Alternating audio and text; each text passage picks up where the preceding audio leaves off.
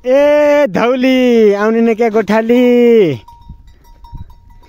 Finally guys हामी चाहिँ आज के भन्छ बाख्रा गोठालातिर यतातिर हुनुहुन्छ भुन्टे विशाल महाराजा विशाल। उतातिर म पनि रहेको छु भने पछाडितिर विशाल पनि रहेको छ। गोठालाहरू एक आउन लागेको छ। आकाश र साउन आउन लागेको छ पछाडि। अनि हेर्नुहोस् बाख्रा मजाले हेर्नुहोस् 120वटा बाख्रा जम्मा 123वटा एउटा घरमा छ।